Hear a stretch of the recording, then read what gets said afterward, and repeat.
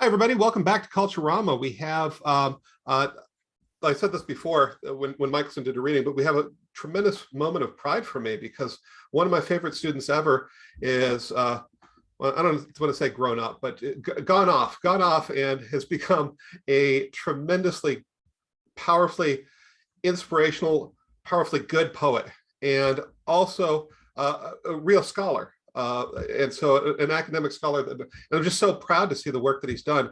We were talking in the previous session about, making sure that you're good literary citizens and making sure that we're reading. He's going to do that for us today. He's going to give us the native authors that we should be reading. Last year he did this, and I got so many good books from that, and I've read so much of authors I should have been reading. But now Michael's going to expose us to probably some of the same authors, maybe some more as well. And you should watch for Michaelsun too, because his work is just exceptional and complex and meaningful. So, all right, Michaelsun. All right, thank you so much, John. I've got my I've got a table here that's just surrounded my my laptop with books. So I'm going to sort of be leaning up and reaching around here. And I've got some that I couldn't bring with me from my office. I've got my list of those ones here. But most of these I have, and I'm going to sort of show the covers to.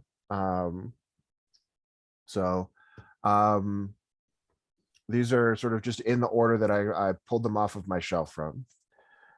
We'll start with Sacred Smokes by Theo Van Alst Jr. His second book, Sacred City, is in the mail for me right now. It's just a really incredible collection that when you talk to Theo, who's a one of the first PhD film scholars for native film. These are like 99% autobiography and 1% fiction. He grew up in the 1970s in Chicago as a gangbanger, wound up graduating, went to the Navy, and then wound up graduating with his PhD from Ivy League schools. He's now a director at of a program in Portland, and just an incredibly neat guy. And these are just incredibly incredible stories. They're There by Tommy Orange. Can't speak highly enough of this book, by the guy who graduated from Institute of American Indian Arts the year before I did. As my edition of Post-Colonial Love Poem by Natalie Diaz. I got my copy before, right as it came out, so it doesn't have all of the incredible stickers on it. This is a Pulitzer-winning collection. This is the collection that she won a Genius Grant for. It's a really good it's a really good book. There's as well as her first collection, When My Brother Was an Aztec. Both incredible works. The Golden Book by James Thomas Stevens, who was and continues to be a mentor to me through the Institute of American Indian Arts, even though he wasn't officially a mentor. That's sort of how their master's program works. And one of the things that he does with this book is he'll take some sort of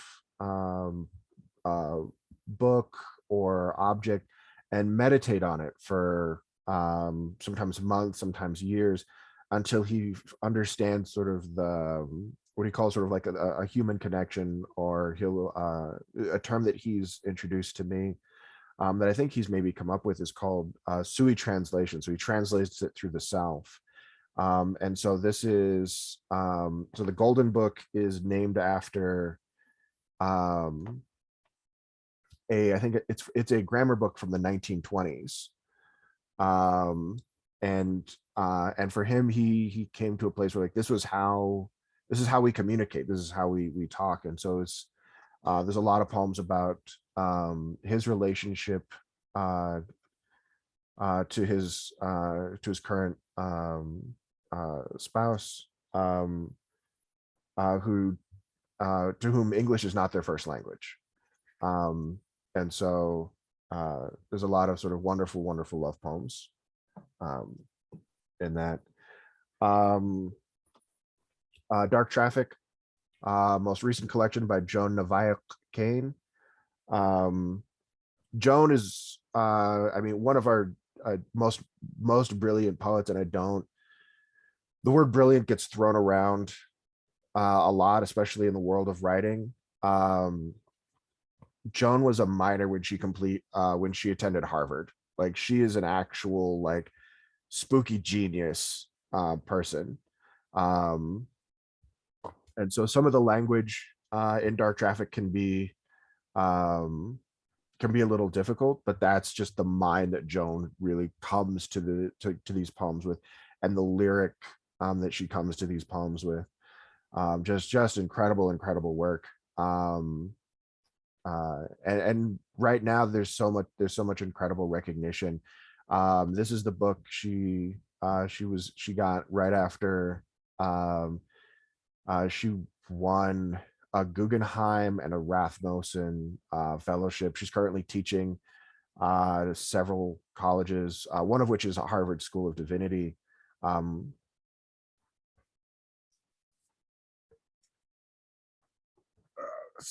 Just some of these books as I set them down. Moving into a different sort of space, Gerald Visner's Manifest Manners as a book of theory. This is where we get ideas like post-Indian survivance, where Gerald Visner kind of goes into these really important ideas as we dig deeper into sort of like, what are some of the things that our authors are sort of thinking about and reading themselves. And then I have a stack of books here. We're just going to do the most recent one, The Only Good Indians by Stephen Graham Jones. This collection won him his third Bram Stoker Award. I think he was nominated for this for a Shirley Jackson Award. He has 2 books out there. So this guy, he writes just all the time. He's always publishing work. He's this year he was nominated twice for the Shirley Jackson Award for horror writing, and won for his other book that was out this year, which is not uncommon for Stephen Graham Jones to have multiple books out in a year. He's getting more and more attention in sort of mainstream. Like, you could I think this physical book I got at Target. That's where you can kind of find he's just everywhere right now, and for the better. And he's an incredible supporter as well. He does a lot of mentoring with up and coming sort of fiction writers. We can't not talk about Vine Deloria. Vine Deloria is just huge. Vine Deloria Jr. is just hugely important. This is my copy of God is Red, which is Vine Deloria talking about religion, and in a way of like right, offering some sort of recontextualization, sort of when he's writing and going through a lot of this stuff. There's a number of collections from Vine Deloria that are deeply important and bring us some deeply important ideas. One of the ones he's become the probably most well known for is debunking a lot of the poorly considered science that argues for the land bridge theory. Just putting out there that there's just a lot of there's a lot of white supremacy that was just like, okay, cool, this gives us an idea and we'll sort of move on, because that stemmed from this question of, it took Columbus 3 boats that were like incredible technology of his time to cross the Pacific. How did native people get here if they didn't have these incredible boats of the, you know, peak 15th century technology? And then a few hundred years later, Russia hires Vitrus Bering, who then finds that there are these, you've got the Bering Strait, which Vitrus named after himself. And people were like, oh, great. They potentially a land bridge. They walk there. Perfect. Answers the question, moving on. And that's about the magnet. And people do and have lived there since time immemorial. But it was very much a like, cool, that's an answer to that question we don't have to think about anymore, moving on, and we'll just continue to tell people that that's what happened. And the more pressure that gets put on that, the more and more that idea sort of breaks down and falls away. And Vine Delorean is one of the first ones who applies that pressure. One of the names I see here, we can't not talk about Brother Bullet by Cassandra Lopez. Incredible book by an author from the IE.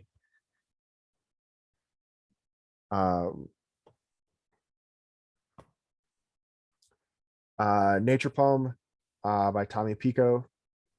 Tommy's recently, this is his one of his several sort of like book length poems, and he's somewhat become known for. He's recently also got into television writing. He's one of the staff writers for the incredible TV show Reservation Dogs, which is through, depending on where you're calling in from, is either through Hulu or through Disney Plus. Just an amazing television show.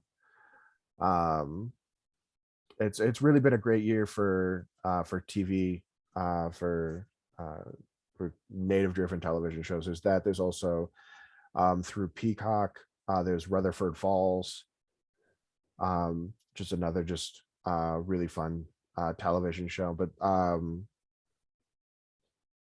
yeah, they're very sort of different in the way that they approach things. But they're both really excellent and a lot of fun. Joshua Whitehead's Full Metal Indigiqueer. He's one of our Canadian poets. Again, just an incredible force. Whereas by Laila Long Soldier. Another book of poetry that just was nominated for every award it could be nominated for, and won about half of them. Just a really incredible, important work.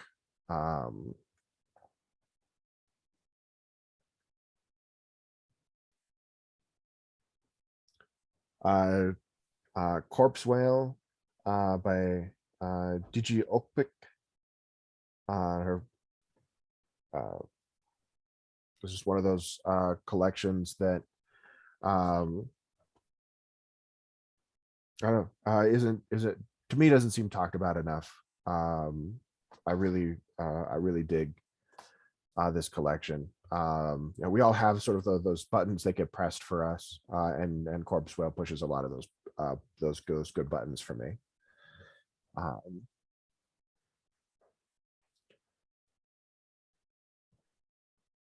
Another buddy I went to IIA with, this is Jake Skeets.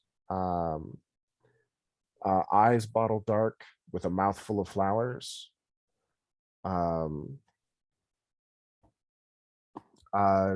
were using my first workshop at Institute of American Indian Arts. Jake means a great deal to me. He's a great writer, and a great facilitator. He teaches at Dene College right now, which is a junior college on Navajo reservation. So where he teaches poetry with people like Rex Lee Jim, who's another Navajo poet. It was one of the few poets who's written an entire book of poetry in an indigenous language. And so Rex Lee Jim has written his entirely in Dene, in Dene Bazad. But Navajo Nation is huge and has sort of like just an incredible wealth of poets that they have their own poet laureateship. So there's a deep enough well of poets to pull to have that sort of a system. A great book for writing about Native writers and Native works is Elements of Indigenous Style, sort of a play on the Strunk White. This is by Gregory Younging. So it's a guide for writing by and about Indigenous peoples, and just making ways to help make sure that you're when you're writing about Native people, to make sure, that you're not making any insensitivities that you don't know that you're making. It's a really great collection for that. Sometimes we don't always mean to hurt people, but sometimes it happens on accident, and it's a great resource just to make sure that we're that doesn't happen. I have Brandon Hobson's second book. The book he's quite well known for is Where the Dead Sit Talking.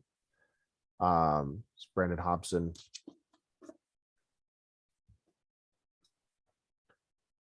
I think I've got a couple of short story collections. One of them is Take Us to Your Chief, and other short stories by Drew Hayden Taylor. There's a lot of just like the it's a great title. It really gives you a sense of the kind of stories that you're gonna get into with this. Just a lot of sort of fun stories playing on sort of some existing ideas and existing tropes. Reading through it, there are moments where it reminds me of there's an episode of Star Trek that's one of the few written by a Native author, and the only one that's won Star Trek an Emmy for writing. It's won Emmys for all kinds of things, but for writing, it's only ever won one, and it's by this Kiowa writer. And the episode is How Sharper Than a Serpent's Tooth. It's from the animated series. It was going to be I guess it was supposed to be in season 2. It got pushed back into season 3, and then it got pushed back. So the script had been around for a little while. But it's again another episode. It's a work of fiction dealing with tropes that are created by non-native writers, and sort of engaging with that and working with that. The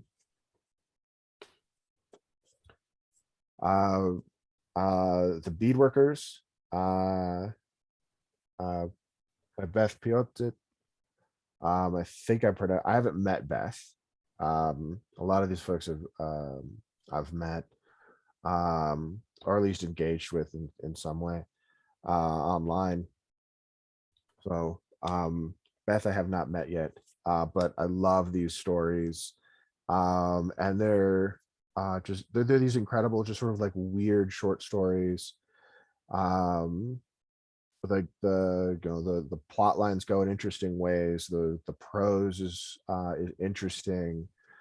So it's definitely, as somebody who has gotten a lot of ground in poetry, and who a lot of these are poems, books of poetry. Prose that makes me pay attention to, asks me to pay deep attention and rewards that sort of deep attention, is prose that I adore. For that reason, I also love books that aren't interested in that, but as a poet, it tickles things that I don't get tickled in a lot of fiction.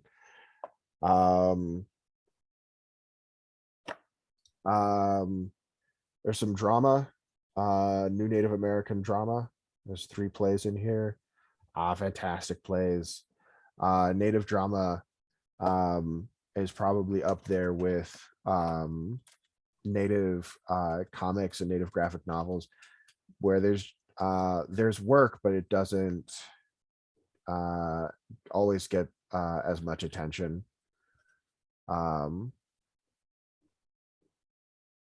And when we have, I've got some collections of Native comics, Native that we'll talk about in a moment here.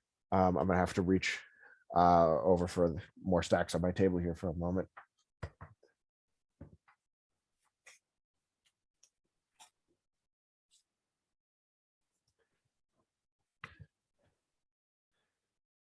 So some anthologies of poetry. There's Sing, which is edited by Alison Adele Hedge-Koch, who just won a huge grant through California. She teaches at UCR and has taught there for quite some time. This is poetry from the indigenous Americas. So this is poetry that's not just a lot of this focuses on work from the US and Canada, and this investigates poetry from the US and Canada, but also the rest of the Western Hemisphere as well, going down into Central America and South America as well, and offers that work in translation in English.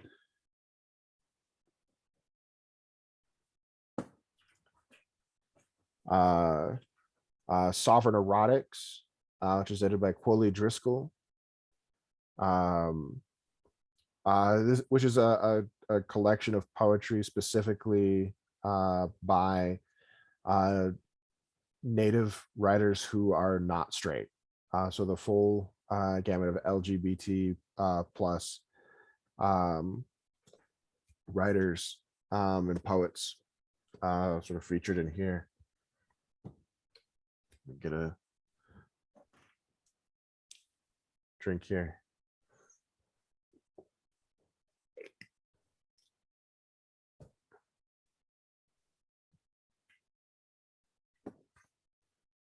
Punawai Correro, which is an anthology of Maori poetry, contemporary Maori poetry, or Maori, I think.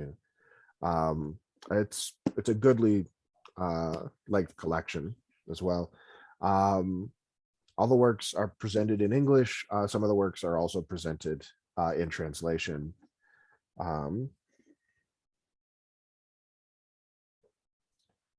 A really interesting collection is an anthology of Australian Aboriginal literature. And this does a really great job of, sorry, I'll hold it up here. This is a really great job of sort of tracking some of this literature, but it does a great job of tracking it as it exists in English. But of course, Native people, Indigenous people have been producing literature way before sort of European colonial languages came along. But as it exists in English, this does a wonderful job of sort of collecting that and sort of organizing that, and it's sort of throughout. So there's some novels that it does excerpts from and things like that. So it's not just poetry. There's also some speeches, some letters, things like that.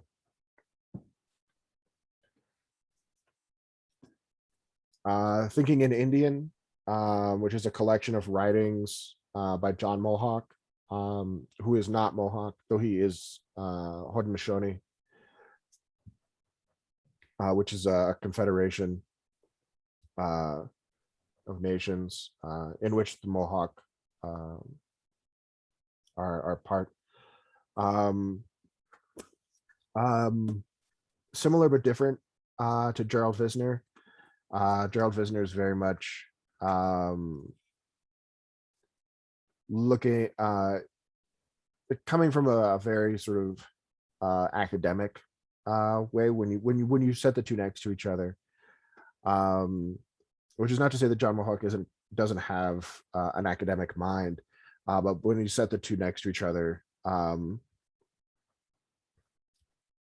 he certainly sort of comes from that. Visner comes from a more academic standpoint, whereas John Mohawk, and these were published in newspapers, so it's sort of where John Mohawk is looking at and is writing, and that's sort of like the prose that he's coming with. But I mean, just as a equally brilliant mind, but the direction and sort of the paths that they take are very different, very interesting. Absolutely worth looking into.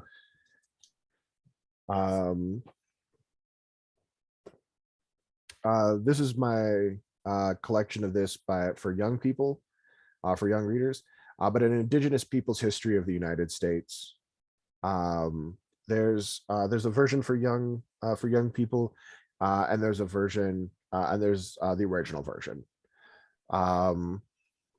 It's by Roxanne Dunbar Ortiz. I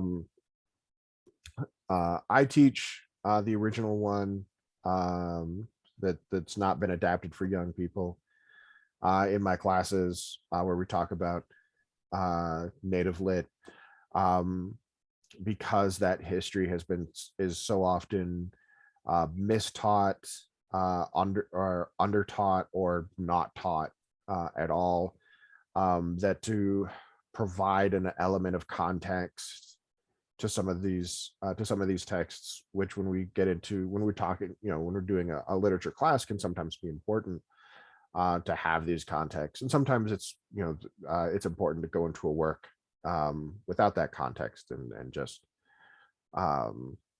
because these works can absolutely be enjoyed and engaged with that context, and also without. They are works of literature that stand on their own without this sort of greater context, but they are deepened with context, like many things are. And this is a great book that gets into that. It's obviously for a non-native audience, looking to sort of bring a non-native audience into this sort of larger history that is often in many places not engaged with well. To use a short word to describe a huge thing, right? So I'm gonna talk about Native comics for a moment here. So we have so this is edited by Aragon Starr. This is a collection of they're inspired by memoirs of code talkers, not just from World War II. The code talkers were around in near the end of World War One. They sort of continue, and especially through World War II is where they're really, really well known. Aragon Starr is sort of is this figure in Native comics that's been around for quite some time. She created the figure of Super Indian, who's making sort of similar to Take Us to Your Chief by Drew Hayden, and by How Sharper Than a Serpent's Tooth is engaging with a lot of these tropes that exist. So Native people have been in comics for a long, long time. Well, Native people have been depicted in comics for a long, long time. Right, there's these Western comics that exist forever. In comics, Westerns have been in comics for as long as comics have been around, and so Native people have been depicted in them, and so she's engaging with a lot of those depictions, and they've been in superhero comics. So that's a lot of what she's sort of doing there. And in here, she's edited this. She's done some of the artwork for many of them. Then we have Strangelands, which these are my trades for Strangelands. They're by 3 separate authors. The one who I want to draw attention to is Darcy Little Badger, who's sort of in the center here, who's this really sort of rising fast figure in the sort of traditional space of comics as they are in at least in the US. And so she's been part of the writing team on this, which comes out in sort of the traditional Staples and Mortarboard 22-page comics. I get them in their trades because that's how I prefer to collect in that way. It's cheaper, the binding is better, and I'm working off of a lecturer's salary, so I got to go with what I can go with in that regard. But I can't speak high, the really incredible work that's in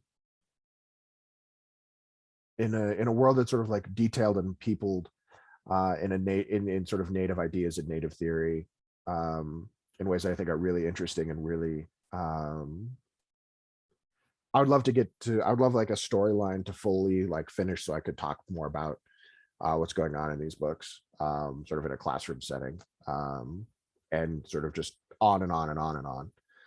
But I think these are really fantastic. Where Darcy Little Badger sort of got her name in terms of comics, is Dr. Darcy Little Badger. She doesn't use that. She's her doctorate in oceanography. She went full STEM and then went into comics. She's also her collection, her book, Elotswe, her novel. It's her debut novel. It won one of the SIFWA awards, the Science Fiction and Fantasy Writers Association of Science Fiction Fantasy Writers Association. Won one of their awards. I forget if it was for debut author or for novel of the year. But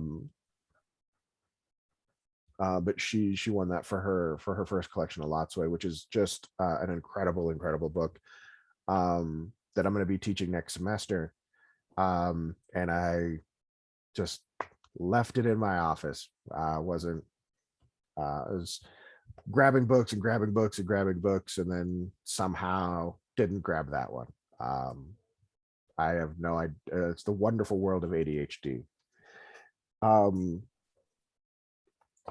of the ways that we get Darcy Little Badger, and we're going to get some of these other sort of there are no graphic novels, unfortunately.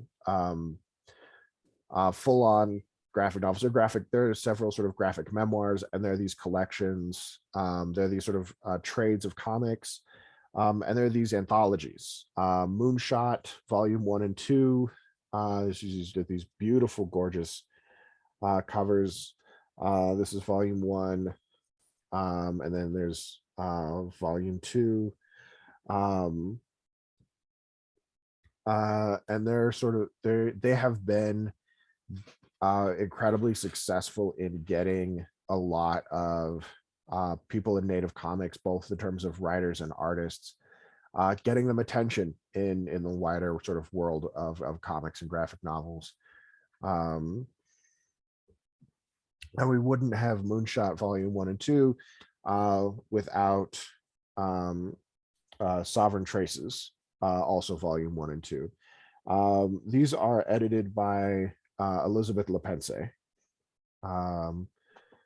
Volume 1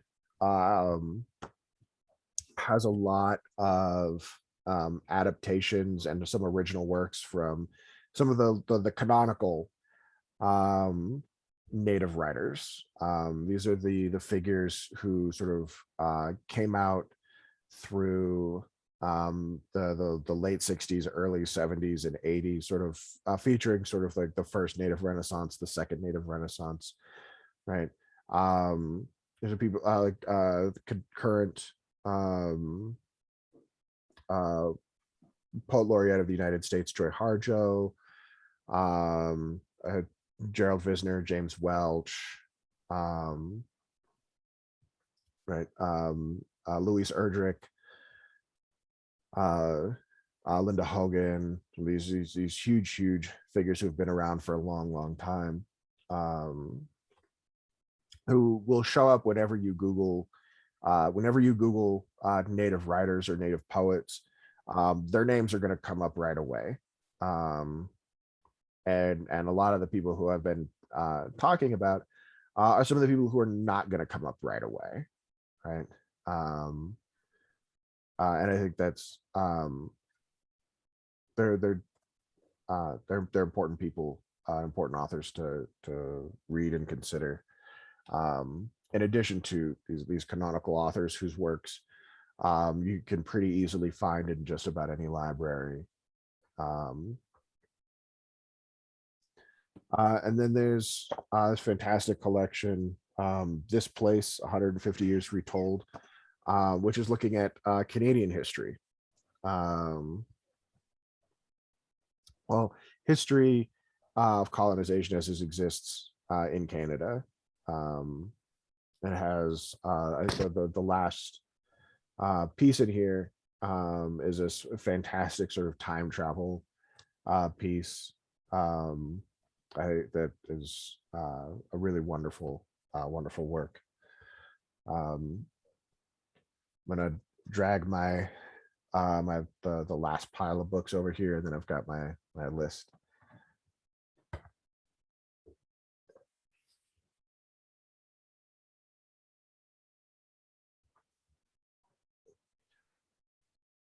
So Shapes of Native Nonfiction, which is edited by Alyssa Washington and Teresa Warburton. One of Alyssa Washington's her most recent book, White Magic, which is a book of essays. There's nonfiction essays. That's one of the books that's in my office. It's just this beautiful, fantastic collection. And Shapes of Native Nonfiction is organized in a really interesting way that is definitely leaning in a more indigenous capacity than the way sort of many collections are organized. And this sort of gives you an entrance into a lot of Native nonfiction writers whose collections are incredible in their own rights. Native American Fiction, a user's manual by David Troyer, who last I know is like hanging out in Claremont somewhere. He's hanging out in the IE. He's not always doing stuff, but he's hanging out there. And it comes to an interesting there's an interesting conclusionary chapter where he argues he makes an argument that he doesn't think Native American fiction is a thing. It sort of rebuilds to that argument throughout this. That I don't necessarily know if I agree with, but it poses a question that I think is interesting and important to consider how some of these things get defined, who defines them, and sort of working with and against those things. Incredible memoir, Black Indian, by Shonda Buchanan. Afro-Indigenous artists do not get talked about enough. And it's an unfortunate yes, John. I just want to put in a plug. She teaches at Mount Sac too. Oh, fantastic. Awesome. I knew she had applied. That I knew that had been a discussion. I didn't know where that was in the current moment. Yeah, sadly, she didn't get the full-time gig. but she's here part-time sometimes. Cool. Yeah.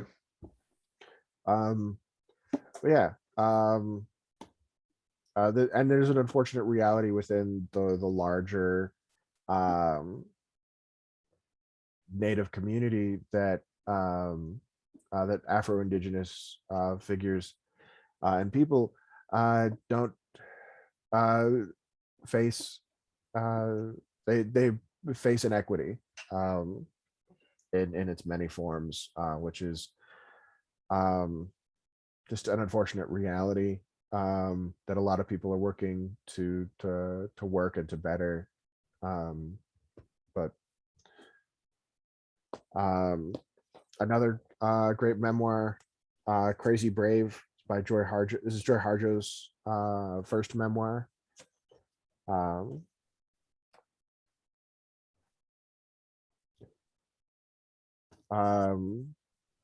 Carrie, which is a very which has come out since, I think this has come out. This is one of the couple of books that's come out since I've talked. Since I've talked last about Native books, Native authors to pay attention to. Tony Jensen has been one of these figures to keep an eye out for. And Carrie is this incredible memoir that engages in a number of ways, as her sort of growing up and engaging with firearms, and have, and this life that's where firearms have always been present, whether they've sort of like either been in the home or pointed against her and things like that. And sort of this very, very beautiful beautiful book dealing with this really, really rough subject. Bad Indians by Deborah Miranda. This is another I'm Ohlone. This is another Ohlone writer. It's an incredible memoir.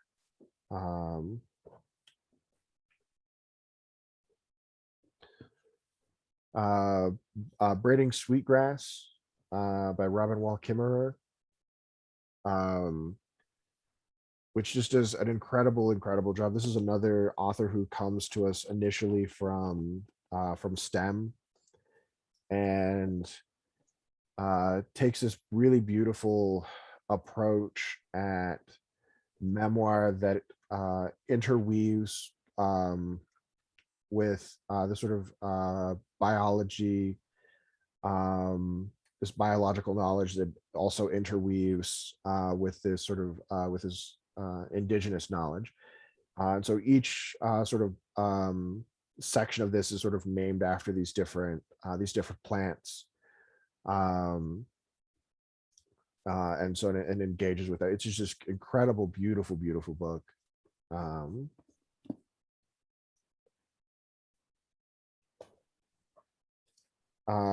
Heartberries by Therese Myatt.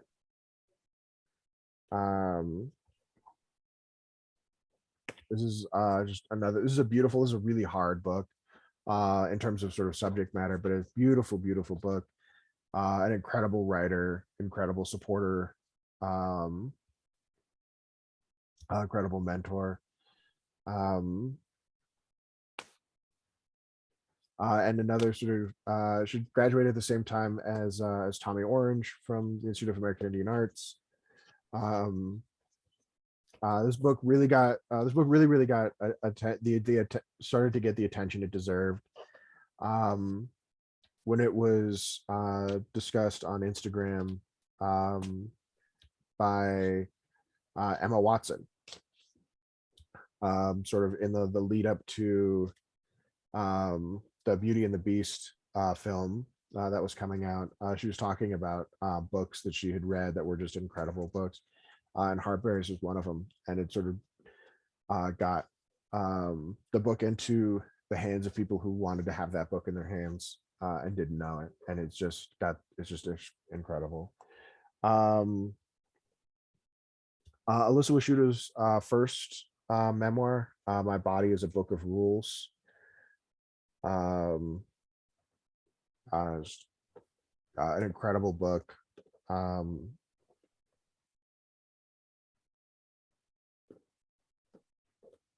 To sort of work against David Troyer, we have Why Indigenous Literature Matters by Daniel Heath Justice, which is, again, it's just an incredible book that I know when Cassandra Lopez has talked about teaching Native Lit, she includes why Indigenous Literature Matters with in her curriculum, along with the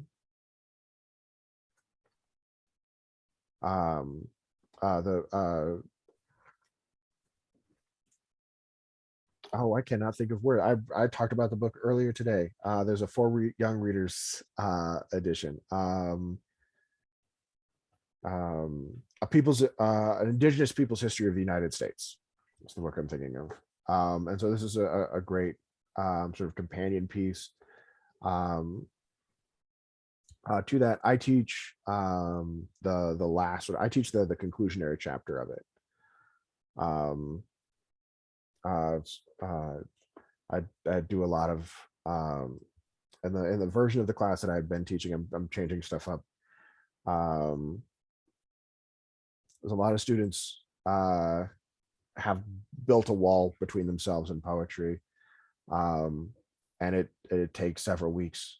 Well, for me, it's stuff that I love, but it takes for some students, it takes sometimes a couple weeks, sometimes a couple months to sort of break that wall down and get everybody on board. And so I'm changing some stuff up so I just don't have to deal with that wall, where I'm like, this is a cool thing and I love this thing, and they're like, I don't know if this thing is cool. Like, no, but it is.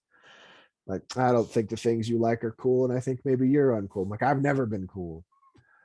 I've been uncool forever. And then the last book I have here is sort of another is Native Studies Keywords. I teach so many of the sections from this book that I've considered several times, actually, including this book, because of it has such great essays and such great introductions to some of these key ideas and key terms. But I can also get away with teaching just under 10% of the book, and at the places where I teach, I deeply care about the amount of money I'm asking my students to spend. Whereas if it was a school with a lot of money, where a lot of the students have a lot of money, I'm like, yep, you're buying a bunch of this stuff. But when I'm teaching at schools where I'm having to consistently wait about 3 weeks to teach from a book, to wait for student aid, to student financial aid to do what it's known that it's needed to do for months, get students their money on time so that they can get their books on time. That's a consideration that it's a book I've chosen not to for that reason in those places, but in other places I would absolutely include that book. It's such a great book. And then let me get to sort of the list of stuff that I have in my office. I don't have or I have on my Kindle. I just don't have the copies with me today. I talked about Alatsue by Darcy Little Badger earlier. Saints in the Time of Sharks by Kawhi Strong Washburn. A beautiful, beautiful book. that's set in Hawaii. That I didn't expect the beginning of the book to discuss the conception of the character, the main character who we follow. So when I was reading it in public, I was like, oh no, I'm not. Some people are used to have built built a way to read about that stuff in public, and I have not. I also don't have that kind of stuff for horror movies. I get scared and I get nightmares. I'm a full grown adult who has a mortgage and pays taxes, and I get scared about movies will scare me.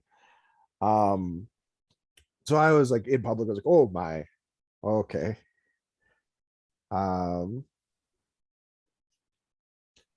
Rebecca Roanhorse's Black Sun. Rebecca Roanhorse is another sort of fantastic author working with and in the science fiction fantasy writers association and writers from that's sort of like the realm that they're primarily working in. And Black Sun, I don't mind making a recommendation for.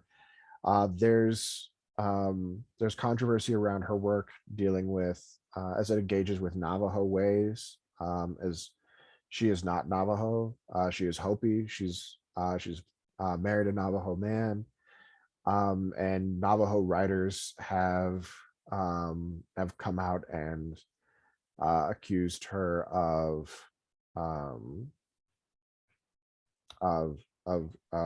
cultural appropriation in that way. So Black Sun doesn't engage with that. As far as I'm aware, nobody's brought that up as far as I know. And having read it, I didn't see anything, but I'm also not Navajo. I'm not privileged to know Navajo ways, but I haven't seen those who I know who are bring up the book in any of those kinds of things. There's a poetry anthology, When the Light of the World Was Subdued, Our Songs Came Through, which is primarily edited by Joy Harjo, who's our current poet laureate and has been for several years now.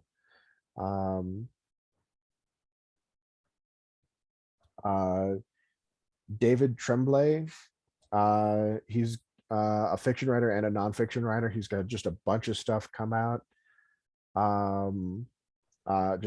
He's just been writing for a long time, and just a number of these books are sort of cascading out from him right now. The one that's sort of getting the most attention is his book As You Were. There's a novel that's been getting some attention. David Heskel Wandley Wyden's Winter Counts. This is a guy who sat next to me at graduation. And this is a hardcover book that's available in many places where books are sold. That's looking at a vigilante who's doing vigilante justice on reservations.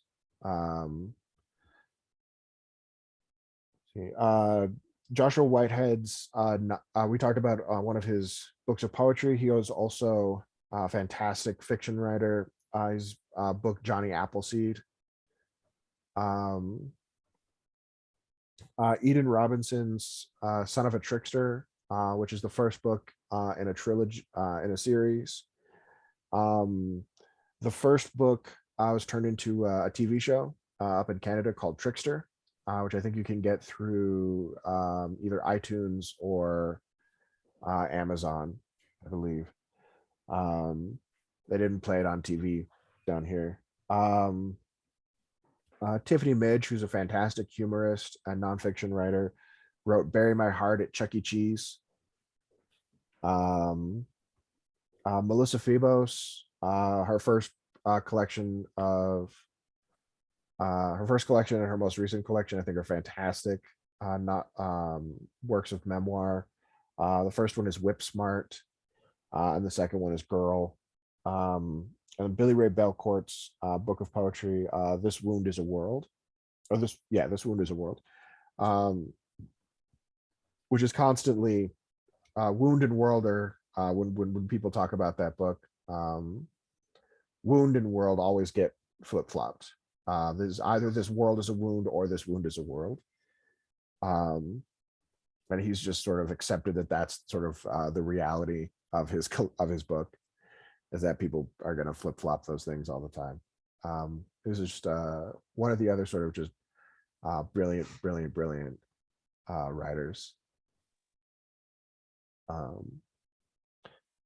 And that's what I have. That's what I have, to sort of this very long list of people to keep an eye on in a number of ways, in a number of places. Plus we're doing a lot. We're doing incredible stuff.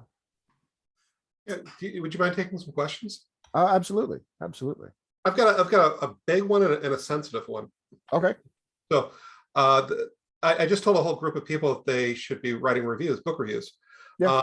But then I remember my experience of reading Ceremony and not being aware that there's anything controversial about it.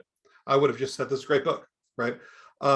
If you're going to do book reviews about culture that's not your own, how do you do that while remaining sensitive?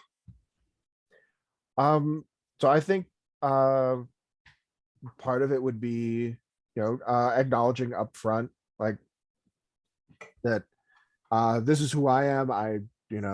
My engagement with the book has been this way. Another way is doing research, seeing what other reviews have to say. I would, in my own sort of aesthetic, I would want to write my own review first, so I have sort of my thoughts down, and then go out and do research and see, what are some ways that other people have seen this book in ways that are different from me, and engage with this book in ways that are different from me, that are maybe really important, and in ways that their engagement with that work has to do with sort of cultural upbringing that I just don't have access to, didn't grow up with it. And we don't get to live all the lives that we want to live, right? It's just an unfortunate reality of being human. So I think that being honest about this is my engagement with this book, from the place that I grew up in and the place that I live in. I bring all of my bags to this book, and that's not going to be the same luggage that somebody else brings to this book. So bear that in mind, that there's there's stuff that could be going on in this book that I don't know about. It's like with Rebecca Roanhorse. When I was reading her first novel,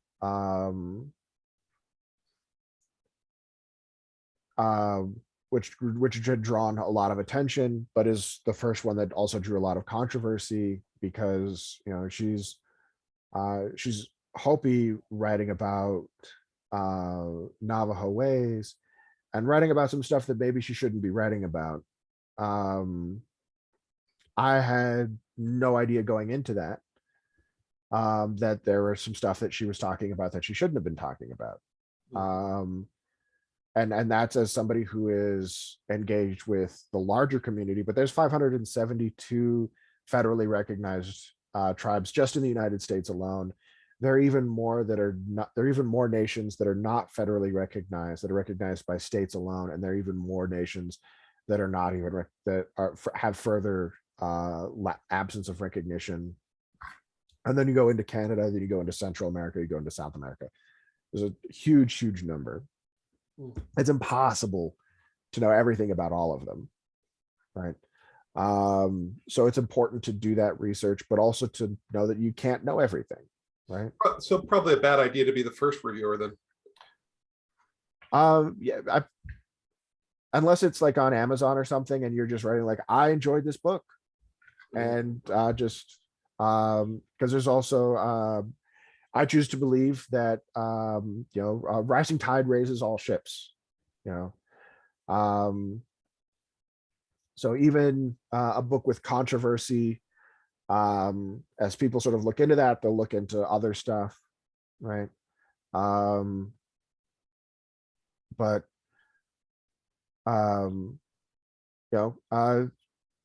you're probably not going to be, you'll be among the first. There'll be other people who review it.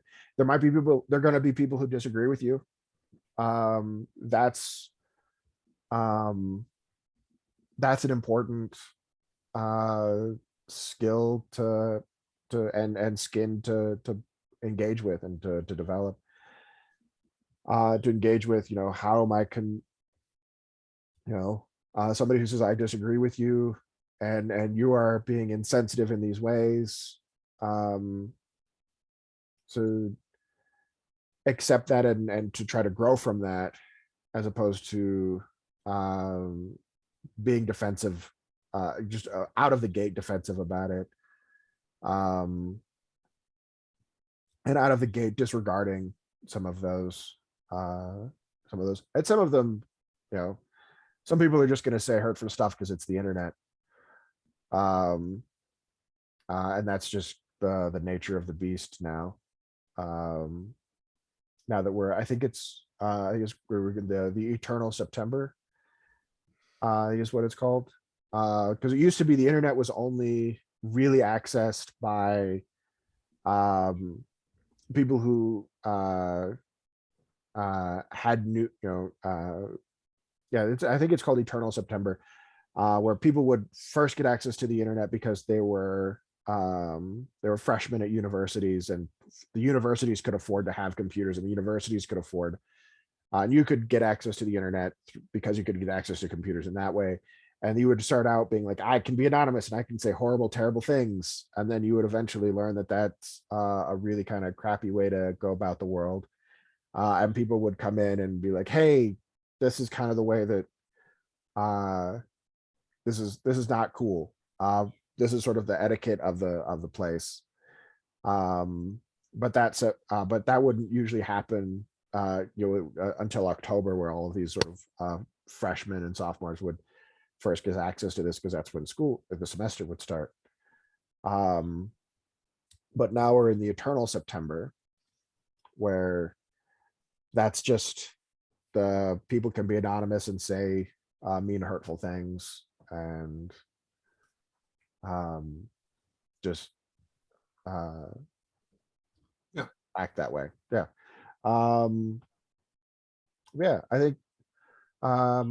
I think review books, be honest and upfront about, this is who I am,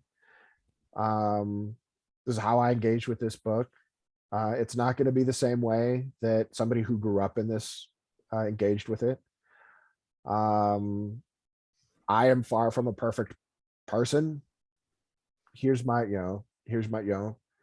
sort of, because we also, in the eternal September, it seems to be that we need to have that, and when you're starting to do reviews, writing that out as a reminder to yourself that your review of this book is how you walked through this book, not the way the book is, right?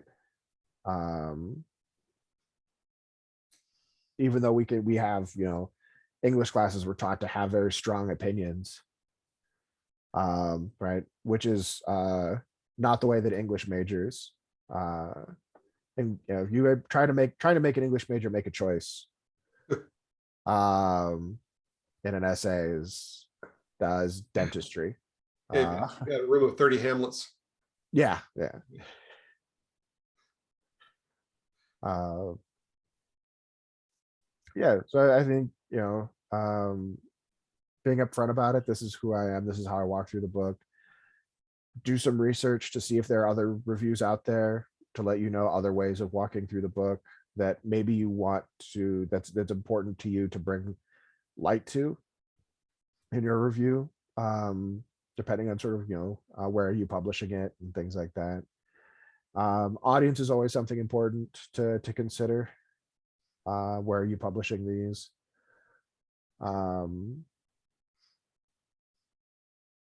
Yeah, and then always sort of say nice things about people on Amazon, Goodreads. Try and get raise those tides to raise those ships. Yeah. But does anybody else have any questions for Michaelsun? It's like Daniel does. No questions, just a lot of appreciation. You reminded me of some of my favorite readings through my life. One was Seven Arrows by Jaime Storm years ago, and I just looked up this one that I had seen. I didn't realize she had written so many, but Kristen Zambuca wrote a called "Ono the Seed" with some beautiful art in it, and poetic writing about creation. So yeah, I really appreciate. I had no idea there were that many pieces, and I'm going to copy this whole chat because thank you, John, for writing them all down there. It's really good. Thank you. I have a question. First of all, thank you so much. I took notes. I've got pages, and because I haven't read all these, especially, I haven't read the new people, so I really I can't tell you how much I appreciate that. And especially the poetry is where I'm going to start, of course. I wanted to ask you, and I'm not going to mention names because I don't want to start that on a recording, but there was a gentleman who had a situation, who was a very well-known author, who had a harassment. You and I've talked about it before. Yes. What's the official approach to that gentleman's work? Is it not how do you handle it if people ask you what? Yeah, so I used to do, so I'll tell a story to answer the question. Okay. So I used to do, my final used to be, go out into and I would say, day one, you're going to go out into the world. Here's a list of people if you want to just pull from this list of existing native authors, go for it. But you can go out and find native authors and all kinds of things. You can go find their native cookbooks. Go. And you're going to present on it at the end of class. That's going to be our final. We're going to do presentations, 10-minute presentation. There's no way to not talk that somebody's not going to bring the author who you're talking about. No way that somebody's not going to want to talk about them. They've written some really influential books that have really meant a lot to a lot of people. They've also hurt people. In very important and in very damaging ways. I don't want to minimize that, but again, without sort of delving into all of that. And so I would let the students know who had decided to talk about that privately, like, hey, this is what's going on. I'd also dropped that author to the bottom of the list. I choose not, but that's the only way that someone in one of my classes would engage with that specific author, would be going out and looking for it. I have otherwise elected to do hi sir. I've elected to follow he's gonna climb into my bookshelf. I've elected to do what Alyssa Washington has elected to do, which is I don't teach his work.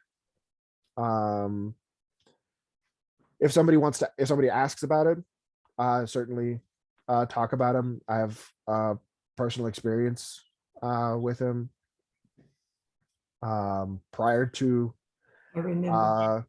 The sort of full as we understand who he is as a full person. As we have a more fuller understanding of who he is as a person, which is less than ideal, which is again to sort of use vague an understatement.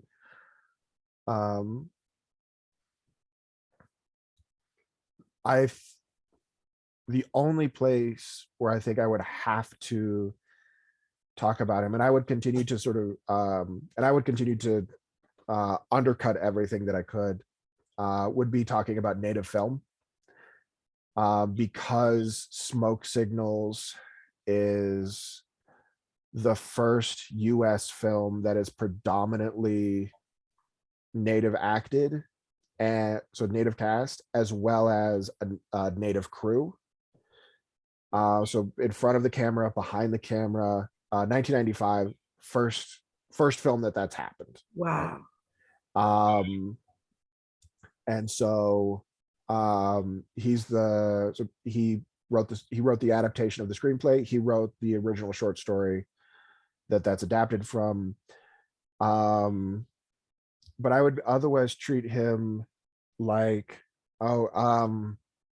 there's another poet who's a famous modernist who's otherwise been extraordinarily minimized. He's only taught like a 2-line poem now. I can never remember his name. Maybe John can help me remember him. You're talking about Ezra Pound? Ezra Pound, yeah. Ezra Pound, hugely important modernist, but is also a deeply bad person, wildly anti-Semitic. And so his work, like, we can't not talk about him, but what we're going to do instead is he's got a 2-line poem, and that's the only thing he gets. Which is that's his. That if you look into that poem, it's wildly racist. Oh no. Yeah, it's really hard to talk about. Yeah. So it's like, here's what he gets. That's his legacy. And so that's and yeah, I would think I guess that's the bigger question, isn't it? Is separating the work from the person, and the fact that we really can't do that much. Right. There's there's poison in those works that there's this great article that came out about Smoke Signals, talking about we needed smoke signals when we needed it, right? Smoke signals, like we can track, like, Smoke Signals got us to the first Taika Waititi's first film, Boy, which then got Taika Waititi, which then started to get Taika Waititi attention to get to Hunt for the Wilder People, which then got Taika Waititi, he also wrote Jojo Rabbit, which won him an Oscar for adapted screenplay. He's gone on to produce some incredible work by for Native people. He's one of the producers for Reservation Dogs. And that's in part because he's great friends with Sterling Harjo, who is no relation to Joy Harjo. They're just both Muskogee, and that's just a common sort of Muskogee name is Harjo. And Reservation Dogs has been an opportunity to give Native directors a chance, to give Native actors a chance, to give Native screenplay writers a chance, to get just editors, and just get these Native writers, Native people, jobs in the industry, so that they have that on their, when they apply for other works. Like, I've been on this incredible show. And so he's been able to do that. But do we still need Smoke Signals? Smoke Signals still deals very much in stereotype.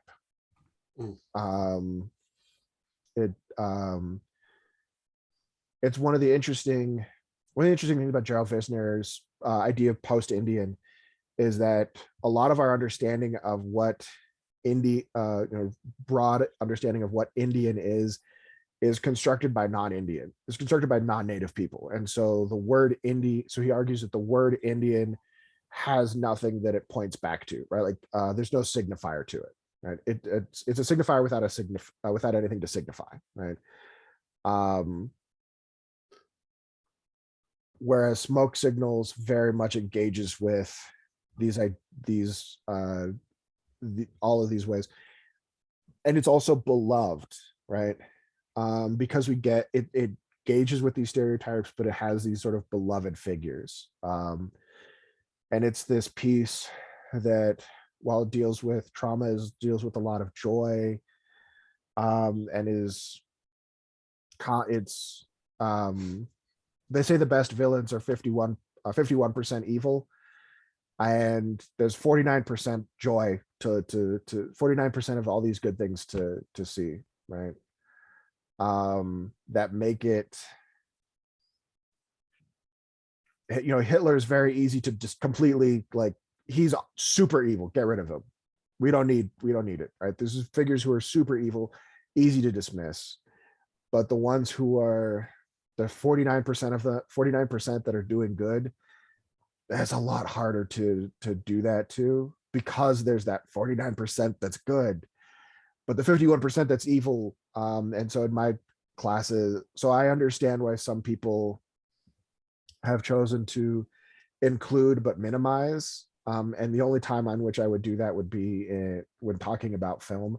And I would focus that on, in talking about smoke signals, I would focus on like Chris Ayers, who's the director, and continue to sort of minimize that person, as I have in my classes. I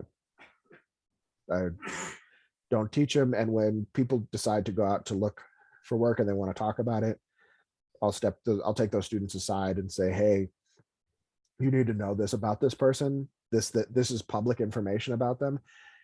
If you want to keep talking about, if you want to do your research about them, this is something you can't ignore.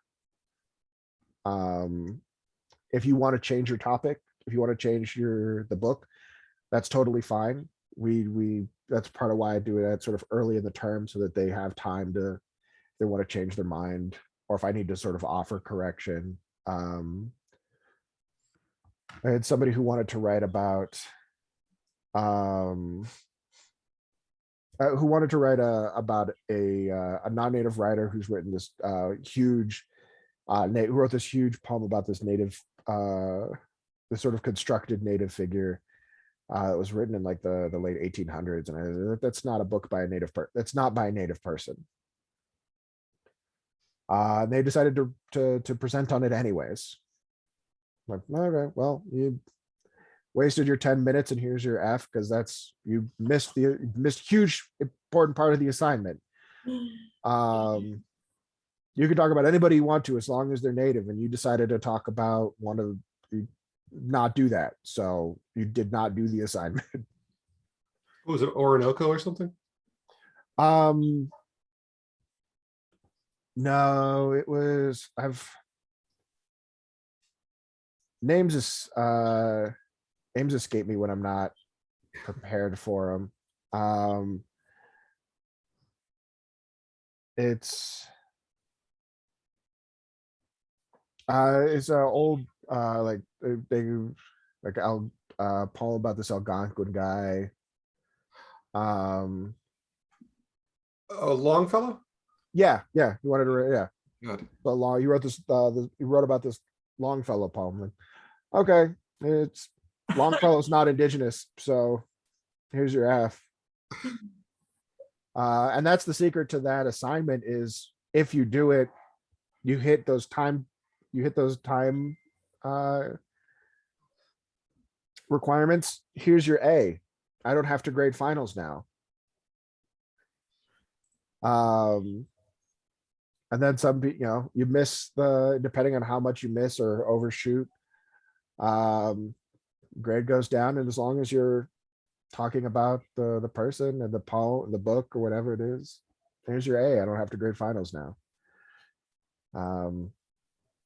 That's the secret to that assignment.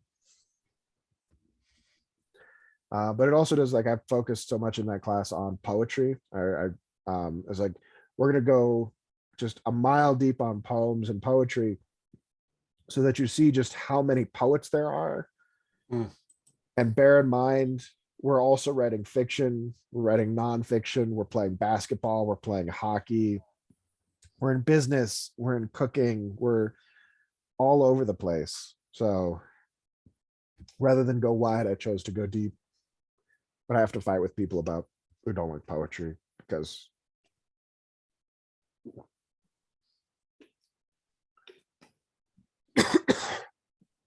they've had some teacher in high school who didn't like poetry and taught them that how you read poetry is by reading the teacher's mind about, a poem can only be one thing, and it's what they've decided it is. And Yeah. it's a bummer. When I break down that wall, it just takes me months sometimes to break down that wall. So next time I teach the class, it's going to be TV and novels. So we can just have fun and talk. And I'll, in my back of my mind, I won't be like, why won't you love poetry the way I do? All right. What are the questions we all have?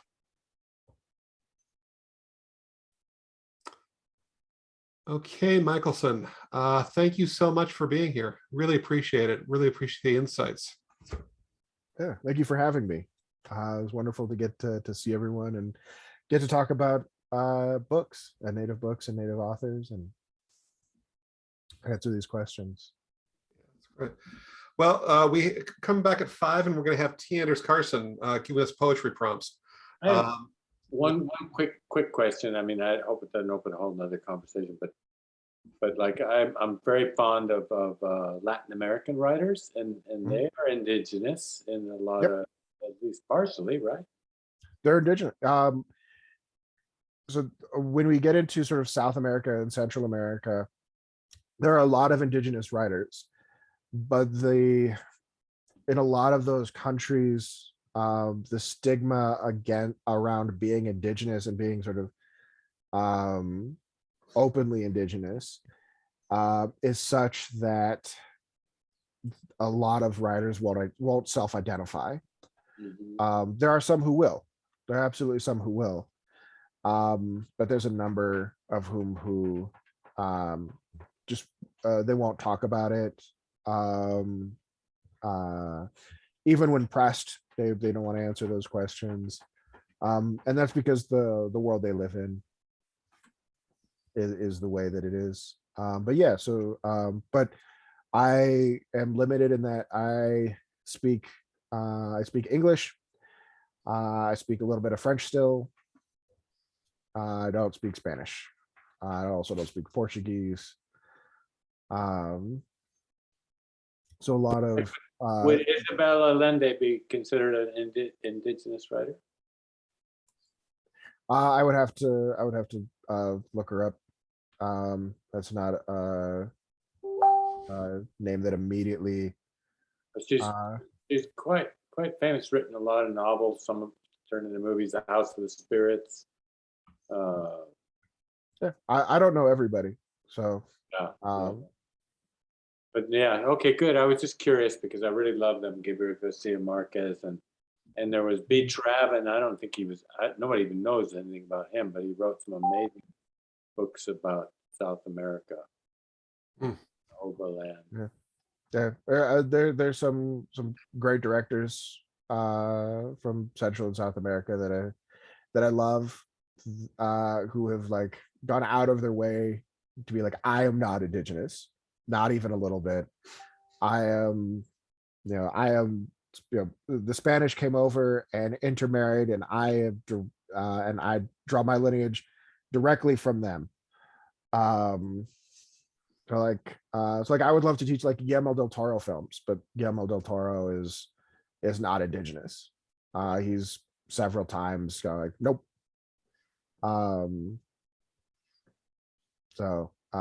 Same thing with several other ones again whose names escape me when That's great. If I could take your class, I would, but I moved to the East Coast. So, Oh, there's I'm sure there's there are classes you could take out on the East Coast. yeah.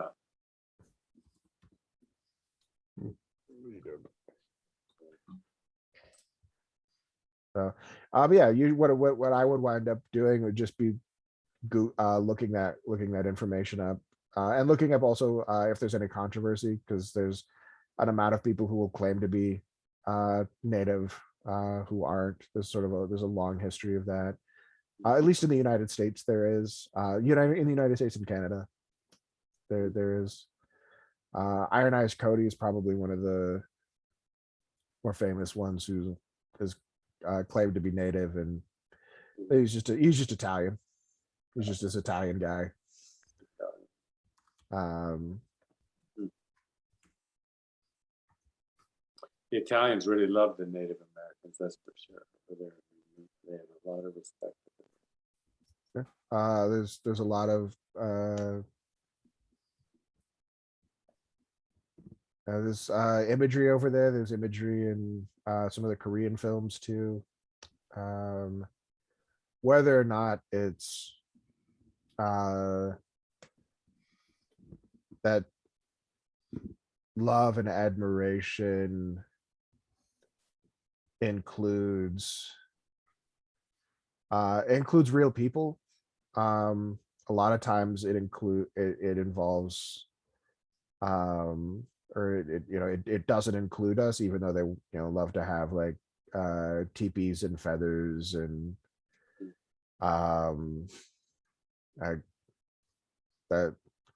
that's not a lot of people live that way anymore. Almost nobody. And you get access to some real people and you find that out. My dad spent a lot of time in Italy, going around talking. I eventually led a walk that followed a river up to from where it started up into Vatican City. And this is I forget the name of it wasn't the current pope, but it was the one just before him.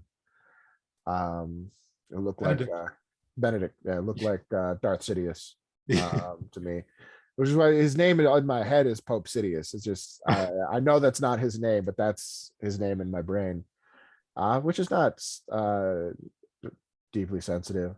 But he was not a deeply sensitive person, though he did issue a couple years after my dad led that walk. Sort of presented a staff to his sort of secretary and sort of this in this letter. Benedict sort of released this list of they're called sort of like the Green Commandments, trying to sort of don't poison your water type of stuff, that for all that we've seen, for all the evidence that we've seen, it would appear that God will allow us to poison ourselves and will not step in and stop that from happening. So we should really stop doing some stuff. And when we do any sort of corrective activity, those seem to go oftentimes better than scientists anticipate that they will. In that documentary, Message from the Elder Brother, which was the pre-Columbian tribe that was so high up in the Andes that they were never conquered by the conquistadors, and they came down to tell us that we are fucking up. It was actually that the whole environment is changing, and they could see it happening up there, and they went on a big pilgrimage to try and they considered themselves to be the elder brother, the protectors of the earth, and I don't know if they wrote anything, but it was definitely a documentary that was made that should be noted, that was really pointing to some very specific changes in the environment that they noticed that haven't happened. They've been